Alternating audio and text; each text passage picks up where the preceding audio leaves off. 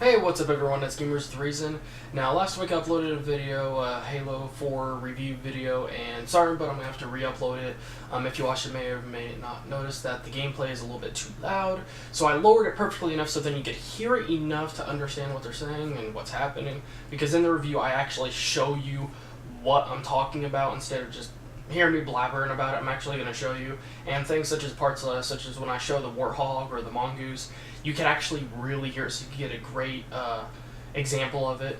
And so I'm going to re-upload that, and you could click on the link to watch it right now.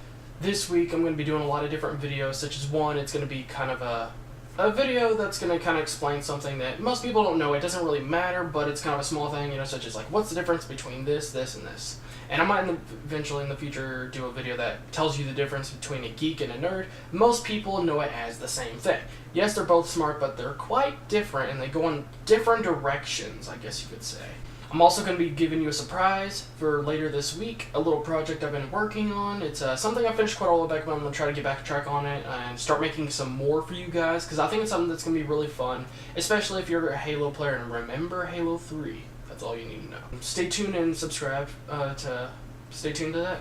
I'm also going to be doing a video later this week about a YouTuber that's ran into some drama and just crap, and I feel that somebody needs to say something, and I've formed a group of people that's going to help him in some sort of way, so stay tuned to that as well. And what I'm going to be bringing you today is that the Wii U has been out for a while now. Now, I heard a lot of good things about it, but also one kind of bad thing that's been going all over the internet that people have been talking about, and that is from the people that are actually going to be, or were going to be making games for it, such as Metrolight, I believe it's called. And what they've pretty much came out and said is that the system is just crap.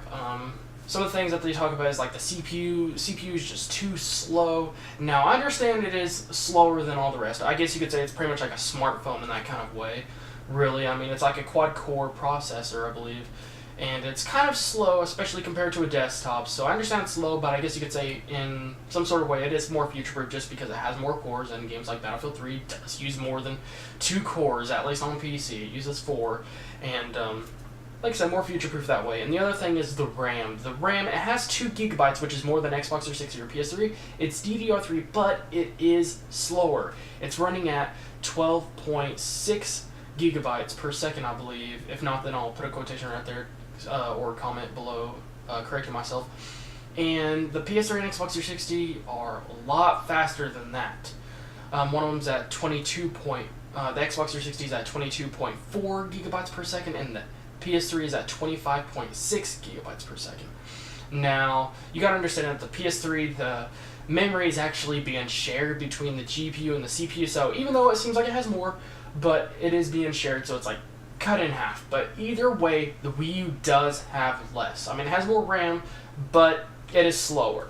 So it's a bad thing, yes. And I understand a lot of things about the system, like I said, is more, but is slower and lower. So really, you know, it could be beneficial in some ways, but typically and simply speaking, it is not as good as it needs to be able to handle the newest games. Now, I understand since it has newer technology inside of it, it probably will be definitely more efficient and probably faster in a few ways. You know, like I explained in the past, it doesn't matter about the specs, because the specs don't always matter. It's the structure that matters. So let's just say a CPU versus another CPU. You know what I mean?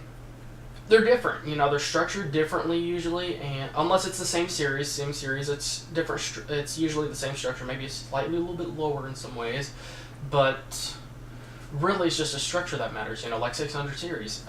Anti-aliasing barely makes an impact on difference. That's a great thing, because all other graphics cards before it made a huge impact on performance. So they minimize the difference, and they've done a few things to make it much more energy efficient. So really, does this mean the Wii U is going to end? No. It's definitely a big step up for Nintendo, and definitely a lot better than the original Wii. Now, I really hope they do fix this problem. They probably fix it with some software or an update or something. Hopefully not a big update like the last one, which annoyed a lot of people, but I'm willing to deal with it. And, you know, I think the Wii is definitely going to be a great system, a great successor, you know, and it does bring a little bit better graphics than the current gen consoles, at least on a few games. And it could play games at 1080p 60 frames per second, which some of the current consoles such as PS4 and Xbox 360, usually stay around 30, at least on some of the graphically intensive games. So it's going to bring more playability and something new for Nintendo fans, or somebody that wants to do some casual gaming, and it's only like $50 more than the current gen consoles. So really, I think it's going to do great, but there is some slight issues and bottlenecks. But I think as it advances and gets easier to understand, and some problems get fixed, I think that people are going to be coming back to make games for it, because some of the people that have made, Metro Last Light, they said they might come back to it later, but for right now, it's just too time consuming, and it's not really for them to do right now. So I'm hoping they do come back, like I said, and we will have to see. And another thing is, as recently it's been Black Friday, and there's been a lot of sales on Steam, which is why I got Steam right behind me. There's Counter-Strike for $7.49, Modern Warfare 3 for $29.99 from $60. Alan Wake, $9.99, great game. Legend of Grimlock, I haven't heard too much about it, but it's at $3.74.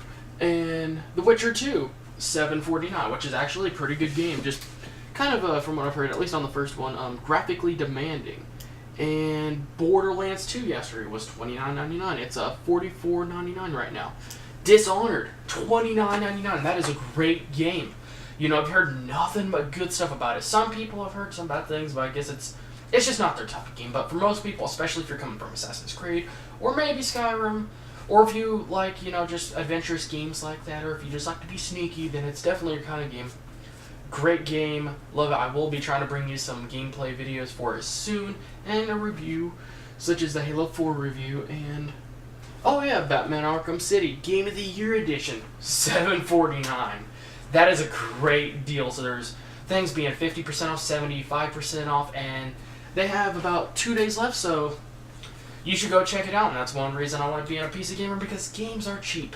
Yes, it costs a little bit more to build a gaming computer, but it's a computer out of it, and just costs a little bit more than buying a branded computer that you can't use for gaming. It's like, should you go for $500 or $550, or up to maybe $650 for a top-of-the-line Blu-ray player and Ultimate for gaming?